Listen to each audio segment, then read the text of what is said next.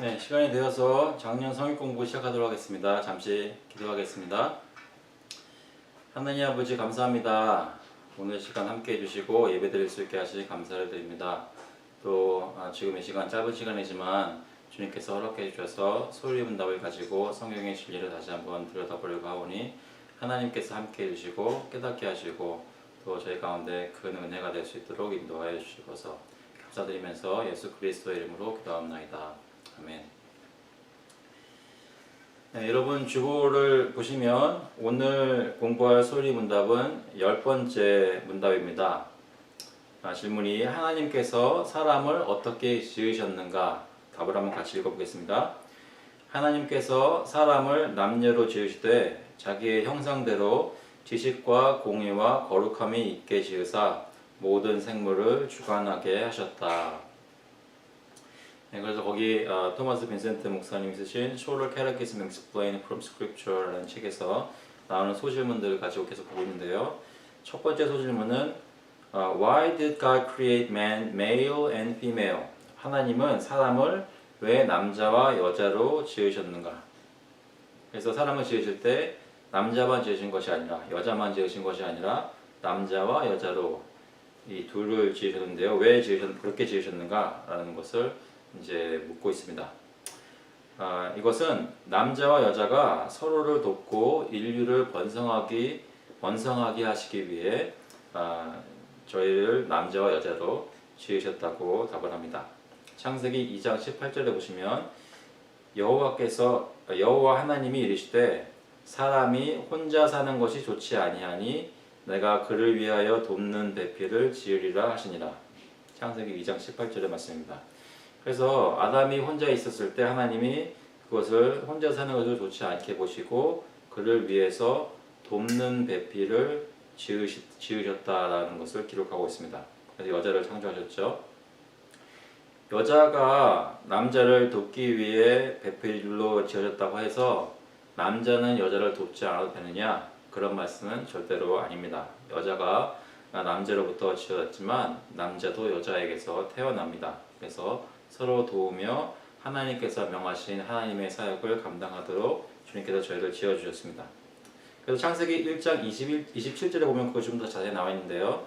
창세기 1장 27절에 하나님이 자기 형상 곧 하나님의 형상대로 사람을 창조하시되 남자와 여자를 창조하시고 하나님이 그들에게 복을 주시며 하나님이 그들에게 이르시되 생육하고 번성하여 땅에 충만하라 땅을 정복하라 바다의 물고기와 하늘의 새와 땅에 움직이는 모든 생물을 다스리라 하시니라. 하나님께서 이 둘을 만드셔서 사람을 만드실 때 하나님의 형상대로 이 둘을 만드셔서 이 둘이 함께 또 그들을 통해서 낳을 자손들을 통해 함께 이 땅을 정복하여 다스리는 일을 인류에게 맡기셨습니다. 그래서 남자와 여자로 복수로 이렇게 지으신 것이죠. 그렇다면 두 번째 소점을 볼게요. 사람이 처음에 그것대로 지어진 하나님의 형상은 무엇을 의미하는가? 이것은 제가 그 영어 질문을 번역한 것인데 What is meant by the image of God after which man was at first created? 처음에 하나님께서 자기의 형상대로 저희를 지었다고 하는데 사람을 지었다고 하는데 그것이 도대체 무슨 뜻이냐? 하나님의 형상이라는 것은 무슨 뜻이냐라는 말입니다. 그래서 답은 하나님의 형상이라는 것은 하나님과 닮은 것, 하나님의 모양이라는 말입니다. 창세기 1장 26절에 보시면 하나님이 이르시되 우리의 형상을 따라 우리의 모양대로 우리가 사람을 만들고 그들로 바다의 물고기와 하늘의 새와 가축과 온 땅과 땅에 기는 모든 것을 다스리게 하자 하시고 그래서 하나님께서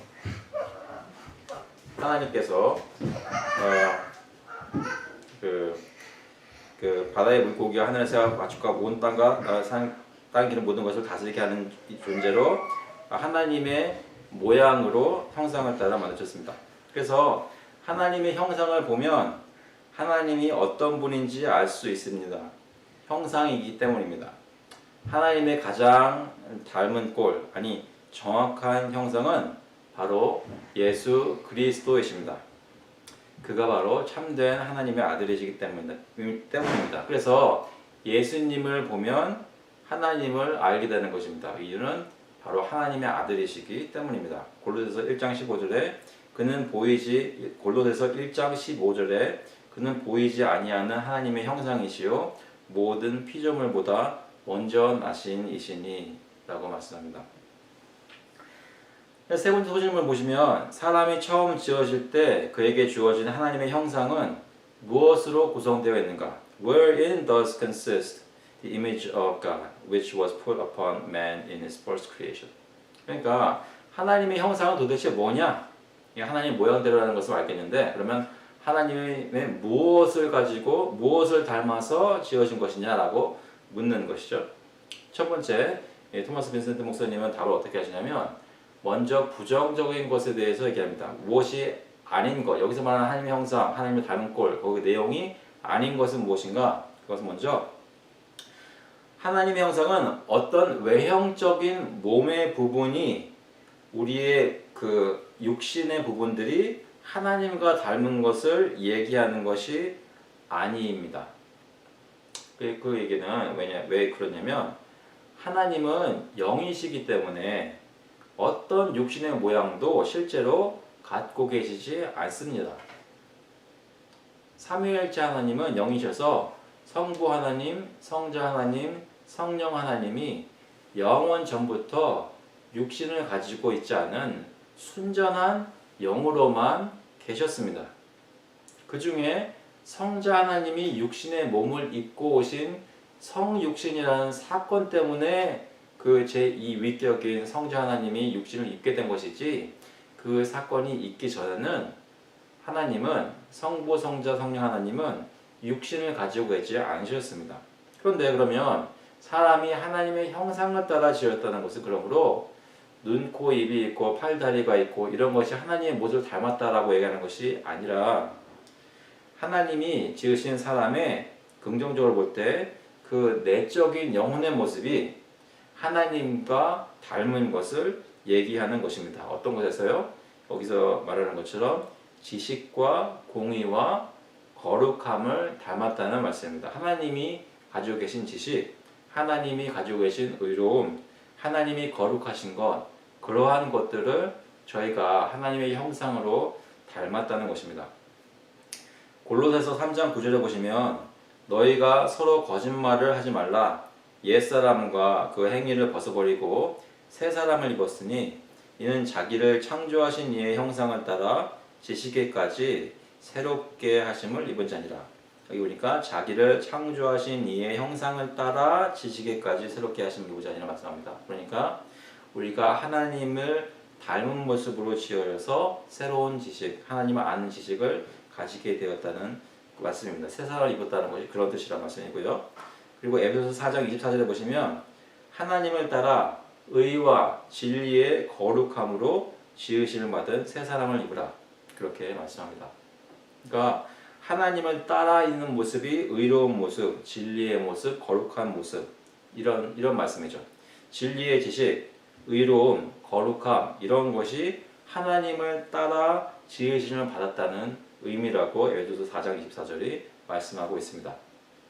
그래서 우리가 하나님의 형상을 닮은 것은 그 사람의 생김새가 어떻다는 것이 아니라 그 사람의 속에 있는 속사람이 어떤 모습이라는 것을 얘기해주고 있는 것입니다. 그래서 아담과 하와가 죄를 짓고 타락하였을 때 죽음이 일어났다는 것은 먼저 육신이 갑자기 죽게 되었다는 것이 아니라 그 죽음은 후에 찾아오는 것이고 먼저 일어난 죽음은 그 내면에 있는 속사람이 죽게 된 것입니다. 그래서 하나님의 형상이 크게 손상되고 훼손되었던 것입니다. 죄가 있은 후에도 하나님의 형상은 완전히 사라지지는 않았습니다.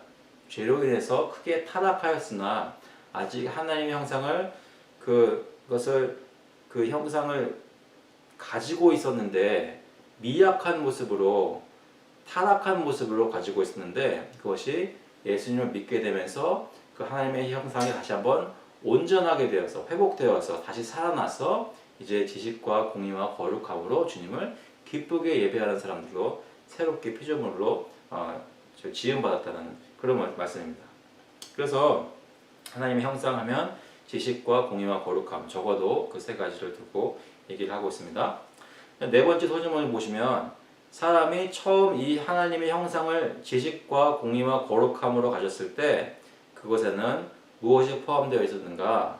그것은 맨 처음에 사람에게 있었던 하나님의 형상은 온전한 영혼의 보편적이고 완전한 올곧음, 발음을 포함하는데 그 얘기는 그의 이해하는 지성의 능력에 있어서 깨달음에 있어서 참된 지식이 있었고 그의 어떤 것을 행하고자 하는 의지에 있어서 의로운 것을 행하고자 하는 그런 의지가 있었고 그의 마음의 감성 속에 느끼는 감성 속에 하나님을 향한 거룩한 열정이 있었다는 말씀입니다. 그런 것들이 하나님의 형상이 아직 죄로 터치받지 않았을 때, 타락하지 않았을 때 지식과 공의와 거룩함으로 가졌을 때 참된 지식, 의로움, 그리고 거룩함으로 가지고 있었습니다. 사람이 지어졌을 때 그럼 그의 지성에서 어떤 지식을 가졌는가? 사람은 처음 지음받았을 때 하나님에 대한 지식, 하나님이 누구신가, 어떤 분이신가, 무엇을 기뻐하시는가, 특히 그의 율법에 대해 하나님이 가지고 계시는, 가르쳐 주시는 그 법에 대해 알고 있었고 그의 피조물, 하나님께서 지으신 모든 세상 피조물에 대한 바른 지식을 가지고 있었고 또 그를 행복하게 할 모든 필요한 것들에 대한 참된 지식을 가지고 있었습니다. 그래서 아담은 하나님이 지으신 세상에서 행복한 삶을 누리기에 하나님과 관계를 가지고 피조물들과 관계를 가지며 누리기에 필요한 모든 것을 다 알고 있었다는 말씀입니다. 참된 지식을 알고 있었다는 말씀입니다. 지금은 그렇지 않습니다. 사람들이 헛된 지식을 따라 자신을 행복하게 하는 것이라고 생각하면서 쫓아가는 모든 것들이 그 지식이 헛된 것이고 참되지 않기 때문에 참된 행복을 가져다 주지 못하는데 죄를 짓기 전 아담은 그러한 참된 지식을 가지고 있었다는 말씀입니다. 하나님에 대해서, 온 세상에 대해서, 자기 자신에 대해서도 참된 지식을 가지고 있었습니다. 하나님의 형상으로 온전하게 지어졌기 때문입니다. 6번 사람이 처음에 그의 의지에서 어떤 공의를 가졌는가? 사람은 처음에 그의 원하는 것을 하는 그 의지의 영역에서 어떤 자세를 가졌는데 어떤 자세를 가졌냐면 모든 옳은 것을 행하고 싶은 마음, 하나님께서 기뻐하시는 것을 행하고 싶은 마음과 또 하나님께 속한 것을 하나님께 드리겠습니다 라고 바치려고 하는 그런 자발적인 마음과 또 만약에 다른 사람들 또 만들어 주셨다면 다른 사람에게 주어야 하는 것을 당연히 주려는 그런 마음의 자세가 그에게 의지적으로 있었습니다. 또한 실제로 그렇게 의지하는 대로 행할 수 있는 능력도 그에게 있었습니다. 그래서 그가 공의를 가졌다는 것은 정말로 하나님께 바칠 것, 하나님께 예배드릴 것, 하나님 것입니다. 하나님께 모든 영광이 있습니다라고 그 의지하게 되고 또 의지하는 대로 예배할 수 있는 능력이 있었다는 것이고 또 이웃인 사람을 향해서도 이것은 너의 것이다. 이것은 내가 할 수 있는 것이다. 내가 너의 것을 뺏지 않겠다. 내 것은 내 것으로 보존하겠다. 내가 보호하겠다. 내가 힘써서 너를 사랑하고 희생하겠다라고 하는 그런 마음의 자세와 또 그런 것을 할 수 있는 능력까지 갖추고 있었습니다. 그것이 죄가 들어오기 전에 아담이 가졌던 공의입니다. 그 다음에 세 번째로 또 7번째 사람이 처음에 그의 감정에서 감성적으로 볼 때 어떤 거룩함을 가졌는가 라고 질문한다면 사람의 처음 감성은 거룩하고 순결했습니다. 죄와 오염된 것이 없었고 어떤 무질서나 어떤 정신적인 타락함이나 질병이 없었고 모두 가장 거룩하고 높고 존귀한 것에 맞추어져 있는 감성을 가지고 있었습니다. 처음 지어진 사람은 하나님을 향한 참된 사랑이 있었습니다. 그래서 그에게는 그 하나님을 향한 사랑이 제일 중요하고 그것에 따라 모든 감성이 이끌림을 당했습니다. 그의 원하는 것은 하나님을 가장 원하였고 그의 기쁜 것은 하나님께 가장 많이 기뻐할 수 있었습니다. 하나님을 기뻐하는 것이 그가 기뻐하는 것 중에 가장 큰 부분을 차지했다는 것입니다. 그래서 다른 피조물들이 사람의 감성 속에 그 마음의 자리를 하나님보다 더 가지지 못했었습니다. 그리고 또 한 가지 재미있는 것은 슬픈 감정 또는 수치스러운 부끄러운 감정, 이런 것들은 죄를 짓기 전 아담에게는 근원적으로는 그 씨앗들이 있었으나 실제로 그런 것을 체험하지는 못했습니다. 왜냐하면 그러한 감정들이 작용할 수 있는 이유들이나 여건들이 없었기 때문입니다. 죄가 들어오지 않았기 때문에. 그런데 사람이 첫 번째 죄를 지었을 때에는 그때부터는 그 속에 있었던 씨앗에서 사람은 벌써 이제 슬퍼하고 부끄러워하기 시작했습니다. 그래서 행동도 그런 감정에 있는 행동들을 하기 시작했던 것이죠. 그래서 사람이 맨 처음에 지어졌을 때 하나님의 형상대로 지어졌고 그에 따라서 참된 지식을 가지고 의로운 마음과 의로운 행동들을 하고 또 거룩한 마음으로 하나님을 바라보는 그 마음을 가진 그 의로움이 아담에게는 있었습니다. 하나님께서 지으실 때는 자기 형상을 따라서 그렇게 지어주신 것입니다. 그렇게 지어주셔서 어떤 일을 하기를 원하셨는가? 다스리는 일을 하기를 원하셨습니다. 사람이 처음 지어졌을 때 어떤 다스림을 통치를 가졌는가? What dominion had man at his first creation? 하나님께서 아담을 처음 지으셨을 때 그에게 어떤 권세를 주셨는가? 이런 말씀입니다. 그것은 사람은 통치하는 권세를 가지게 되는데 자기 자신뿐만이 아니라 자기 자신과 자기 자신의 affections, 감성뿐만 아니라 다른 그 아래의 피조물들, 다시 말해 물고기와 새들과 짐승들 위에도 통치할 수 있는 권세를 가지게 되었습니다. 그래서 모든 피조물은 하나님의 형상대로 지어진 사람에게 복종함으로 그 사람에게 복종하는 것을 통해 하나님을 복종하는 것을 나타내도록 하나님께서 그렇게 사람을 지으신 것입니다. 하나님 대신 세상을 통치하는 그러한 존재로서, 귀한 존재로서 하나님께서 사람을 자신의 형상대로 만들어 주셨습니다. 거룩한 것을 항상, 의로운 것을 항상 원하고 하나님을 바로 아는 지식 가운데 행동하는, 그렇게 말하고 행동하는 그러한 하나님의 형상으로 지어진 사람을 만들어 주셔서 그가 다스림에 따라 이 세상이 평화롭고 안전하고 아름답게 하나님을 예배하는, 하나님께 영광을 돌리는 세상으로 피조물들로 운행되게끔 하나님께 이 세상을 지으신 것입니다. 그래서 창세기 1장 28절에는 하나님이 그들에게 복을 주시며 하나님이 그들에게 이르시되 생육하고 번성하여 땅에 충만하라, 땅을 정복하라, 바다의 물고기와 하늘의 새와 땅이 움직이는 모든 생물을 다스리라 하시니라.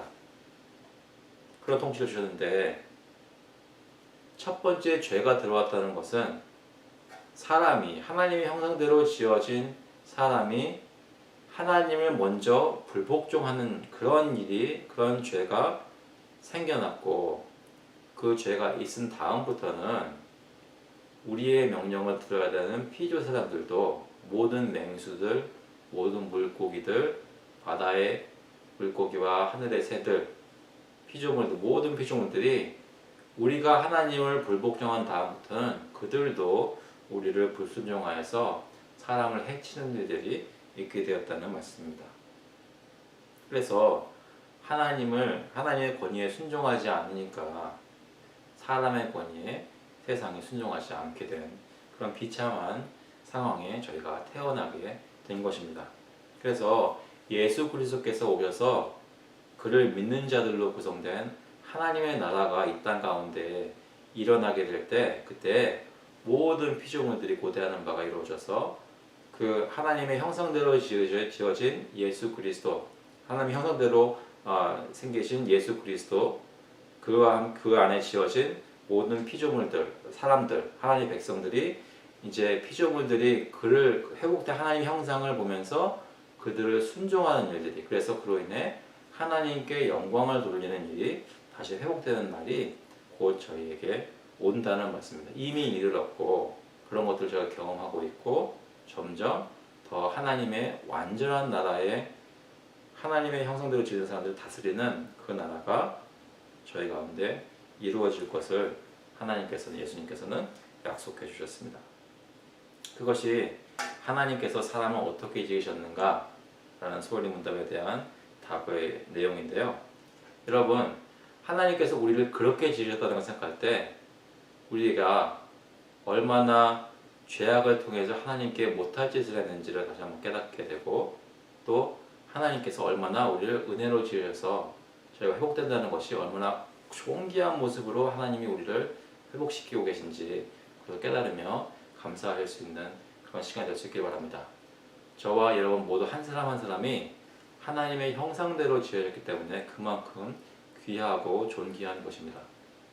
그래서 저희가 하나님 앞에 자랑할 수 있는 것이 아무것도 없는 동시에 하나님 앞에 담대히 나와 주님의 영광을 세상에 비춰야 하는 의무가 있는 것입니다. 그 기억하시고 묵상하시면서 오늘 이번 한 주도 주님 안에서 기뻐하시는 저와 여러분 될 수 있기를 간절히 축원합니다. 같이 한번 기도하시겠습니다.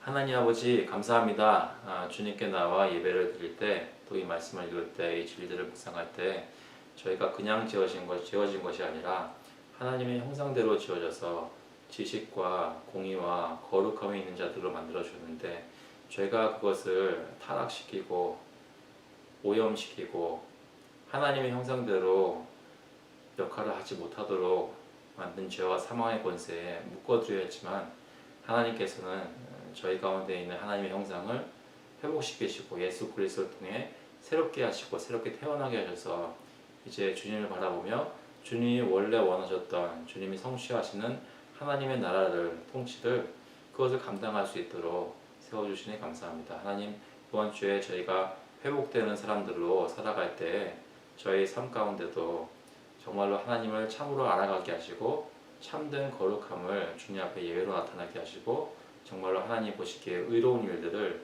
하나님 앞에서 또 사람들에게 행할 수 있는 저희 될 수 있도록 주님 인도하여 주셔서 오늘 시간 주신 것 감사하고 예수 그리스도의 이름으로 기도하옵나이다.